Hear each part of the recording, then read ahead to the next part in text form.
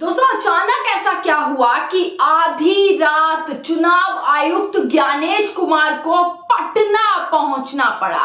आखिरकार ऐसा क्या हुआ कि ज्ञानेश कुमार को बिहार जाना पड़ा, जहां पर उनका सबसे ज्यादा विरोध चल रहा है। जी हां दोस्तों, एक बड़ी खबर निकल कर आई कि ज्ञानेश कुमार यानी कि चुनाव आयुक्त चीफ इलेक्शन कमिश्नर जो है वो पहुंचते हैं पटना बिहार, जहां से पूरा एसआईआर का मुद्दा शुरू हुआ और उस एसआईआर के मुद्दे ने ज्ञानेश कुमार को कटघरे में लाकर खड़ा कर दिया। अब ज्ञानेश कुमार को आधी रात तस्वीर निकल कर आई कि जो है एयरपोर्ट पहुंचे हैं, पटना एयरपोर्ट पहुंचे हैं, बिहार की राजधानी पटना पहुंचे हैं और 2 दिन का दौरा पूरा जो है ज्ञानेश कुमार का रहने वाला है। नमस्कार, मैं दामिनी शर्मा सजग भारत में एक बार फिर से आप सभी का स्वागत करते हैं। दोस्तों आपको पता ही होगा बिहार में विधानसभा चुनाव आने वाला है और बिहार का विधानसभा चुनाव दोस्तों ऐसा है ना,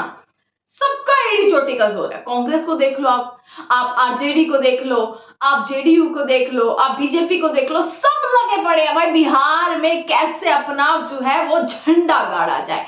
पर वहीं बिहार यह भी नहीं भूलेगा कि राहुल गांधी ने कैसे वोट चोरी के आरोप लगाए। बिहार की जनता यह भी नहीं भूलेगी कि एसआईआर में कैसे धांधलीबाजी की गई, एसआईआर का नाम बोलकर कैसे वो तमाम फुटेजेस और वीडियोस और वो सबूत सामने आए जिसमें साफ नजर आ रहा था कि लोगों के वोटों से लोगों के अधिकारों का हनन किया जा रहा है। और आखिरी मतदाता सूची एसआईआर में जो तैयार की गई है ना दोस्तों, 2 दिन पहले मैंने आपको खबर बताई थी, 47 लाख नाम हटा दिए गए हैं। 47 लाख नेम्स जो है वो हटा दिए गए हैं वोटरों के, जो फाइनल लिस्ट तैयार हुई है। और उसके बाद आधी रात तस्वीरें ऐसी आ जाती हैं कि ज्ञानेश कुमार को बिहार पहुंचना पड़ता है, ज्ञानेश कुमार पटना पहुंचते हैं। वही ज्ञानेश कुमार जिनके खिलाफ लगातार चोरी के आरोप लग रहे हैं, जहां एक तरफ बीजेपी सरकार को वोट चोर बोला जा रहा है, वहीं ज्ञानेश कुमार कैसे उनका संरक्षण करते हुए नजर आ रहे हैं। इस चीज पर राहुल गांधी, पूरा विपक्ष, जनता लगातार सवाल कर रही है।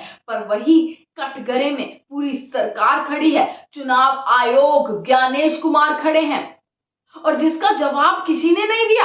ज्ञानेश कुमार ने एक प्रेस कॉन्फ्रेंस कर दी और प्रेस कॉन्फ्रेंस भी ऐसे करे जैसे कोई तोता बीजेपी का बोल रहा हो। ऐसी प्रेस कॉन्फ्रेंस करके ज्ञानेश कुमार ने हलफनामा राहुल गांधी को दे दिया कि आप 7 दिन में माफी मांगिए। दोस्तों ये करते हुए पूरे बिहार में नजर आए। अब ये देखना रहेगा कि बिहार की जनता, ज्ञानेश कुमार वहां पर पहुंचे हैं, आखिरकार क्या रणनीति बनने वाली है, कितनी जल्दी तारीखों का ऐलान होने वाला है। सारा रणनीति देखने के लिए जो है चुनाव आयोग को वहां जाना पड़ा।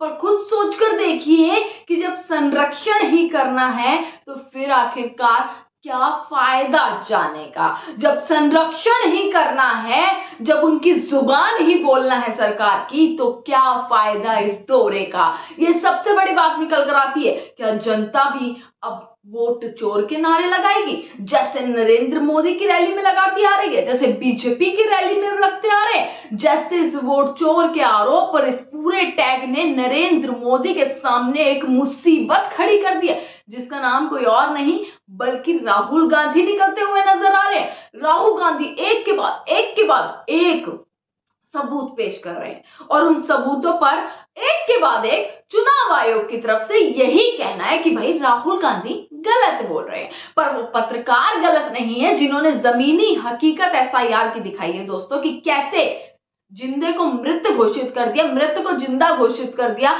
जिंदा लोग जिनका नाम वोटर लिस्ट में हटा हुआ है, जिनको मरा हुआ घोषित कर दिया, वो सुप्रीम कोर्ट के सामने आकर खड़े हो रहे हैं।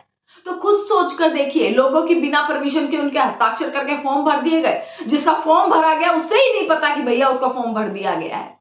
तो खुद सोचिए कि ज्ञानेश कुमार एक तरफ कटघरे में खड़े हैं, वहीं दूसरी तरफ प्लानिंग और प्लॉटिंग की जा रही है पूरे तरीके से। दोस्तों खबर पर आते हैं, आपको मैं मुख्य रूप से जो पूरा मामला है वो दिखा देती हूँ, क्योंकि आधी रात की तस्वीरें ये निकल कर आई थी कि ज्ञानेश कुमार आधी रात में पहुंचे हैं पटना। अब ये सोचिए कि क्या जिस तरीके से बिहार की जनता, आज देश की जनता नरेंद्र मोदी के खिलाफ नजर आ रही है, वोट चोरी के आरोप लगा रही है, ज्ञानेश कुमार अब क्या तारीख निकालेंगे बिहार चुनाव की, क्या पूरी रणनीति होने वाली है, इस पर अब जनता कैसे विश्वास करेगी। आप ये देखिएगा, बिहार विधानसभा चुनाव, मुख्य चुनाव आयुक्त ज्ञानेश कुमार अपनी टीम के साथ चुनाव तैयारियों की समीक्षा के लिए दोस्तों पटना पहुंचे हैं।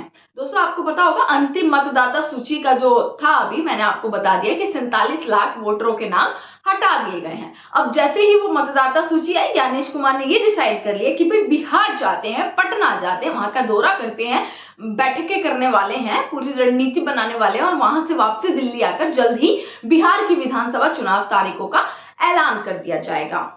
दोस्तों आपको बता दें, ये तस्वीरें आप देख लीजिएगा दोस्तों, ज्ञानेश कुमार की, जो अपनी टीम के साथ जो है पटना के जयप्रकाश नारायण हवाई अड्डे पर नजर आए, रात को वहां पर पहुंचे हैं।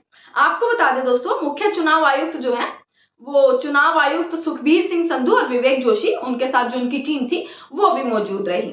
और आपको बताएं आज क्या करने वाले हैं। आधी रात तो वो पटना पहुंचे ही हैं, पर आज अलग अलग पंजीकृत राजनीतिक दलों के प्रतिनिधियों के साथ वो बातचीत करने वाले हैं। अब ये भी पूरी तस्वीर निकल कर आएंगी, जो भी तस्वीर निकल कर आएंगी मैं आपको दिखाती रहूंगी दोस्तों कि आखिरकार किस तरीके से तस्वीर निकल कर आई है, कौन कौन शामिल रहा है, ये सारी चीजें, सारी अपडेट मैं आप तक पहुंचाती रहूंगी दोस्तों। उसके बाद का पूरा 2 दिन का प्रोग्राम सेट किया हुआ है कि इसके बाद राज्य के सभी जिलों के पुलिस और प्रशासनिक अधिकारियों के साथ बैठक होगी, जिसमें कानून व्यवस्था की स्थिति की समीक्षा की जाएगी तथा चुनाव के सुचारू संचालन के लिए पूरी चर्चा जो है वो दोस्तों की जाएगी। बाद में चुनाव आयोग राज्य के मुख्य सचिव, पुलिस महानिदेशक, अन्य शीर्ष अधिकारियों के साथ विचार विमर्श करेगा और उसके बाद बताया जा रहा है कि दोस्तों दिल्ली आकर कुछ दिनों में ही, जल्द ही जो है बिहार की विधानसभा चुनाव की तारीखें जो हैं उनका ऐलान हो जाएगा। पर सत्तारूढ़ एनडीए इस बात पर जोर दे रहा है कि मतदाता सूची से अशुद्धियों को हटाने के लिए एसआईआर की बहुत आवश्यकता है, जिसमें कथित तौर पर बांग्लादेश से आए अवैध अप्रवासी और म्यांमार से आए रोहिंग्या भी शामिल हो गए हैं। 2 दिन की बैठक का ये दौरा है और बिहार चुनाव की तारीखों का जल्द ऐलान होने वाला है। दोस्तों बार बार जो है बीजेपी के तमाम बड़े नेता, अमित शाह ही क्यों ना हो, अपने हर भाषण में, देखिए बिहार गए, बिहार में जिस तरीके का माहौल बन गया है ना, और खासकर राहुल गांधी की वोटर अधिकार यात्रा के बाद जिस तरीके का माहौल बना है, उसने बहुत सारे सवाल खड़े कर दिए हैं और वो सवाल वाकई में ऐसे हैं जिनका जवाब जानना इस देश की 140 करोड़ की जनता जानना चाहती है कि अगर लोकतंत्र ने उन्हें वोट करने का अधिकार दिया है और अगर उन वोटों का जिस तरीके से जो राहुल गांधी के सबूत पेश किए गए हैं, अगर उन वो सच्चे हैं सबूत, तो आखिरकार उस पर जवाबदेही कब होगी, इस बात पर पूरा जोर जो है लगातार दोस्तों दिया जा रहा है। अब ये खुद सोच कर देखिए कि ज्ञानेश कुमार पटना पहुंचे, पूरी रणनीति, सबसे मुलाकात होगी राजनीतिक दलों से, पुलिस महानिदेशक, पुलिस वालों से, अधिकारियों से, सबसे मुलाकात करने वाले, मुलाकात करने के बाद चुनाव तारीखों का ऐलान करेंगे। पर राहुल गांधी की बिहार की वोटर अधिकार यात्रा ने कैसे बिहार की जनता पर असर डाला है कि बच्चे से लेकर बुजुर्ग सिर्फ वोट चोर के आरोप लगाता नजर आ रहा है, और ऐसे आरोप जिसका जवाब न खुद ज्ञानेश कुमार के पास है। अभी लास्ट प्रेस कॉन्फ्रेंस में तो राहुल गांधी ने ज्ञानेश कुमार को ऐसा कटघरे में खड़ा कर दिया था, आपको याद होगा, एक में तो कैसे उन्होंने अभी महादेवपुरा सीट पर उन्होंने जो है वो एटम बम फोड़ा था, उसके बाद ज्ञानेश कुमार ने कैसे कैसे आलंद सीट पर कैसे वोट चोरी हुई, क्या इसमें इलेक्शन कमीशन का रोल था, सारा कुछ चिट्ठा खोल कर रख दिया था, जिसके बाद भी आज तक ये चीज साबित नहीं हुई। एसआईआर के नाम पर कैसे मूर्ख बनाया गया है और कैसे तमाम लाखों वोटर उनका नाम हटा दिया गया है। दोस्तों एक एक अपडेट आप तक देती रहूंगी, क्या कितने लोग मीटिंग में थे, कैसे क्या रहा, जो भी अधिकारियों के साथ मीटिंग होने वाली, वैसे तो अंदर की ये खबरें होती हैं, जो भी ऑफिशियली चीज आएंगी वो आप तक पहुंचाती रहूंगी। देखते रहिएगा सच जग भारत। आपका बहुत बहुत शुक्रिया।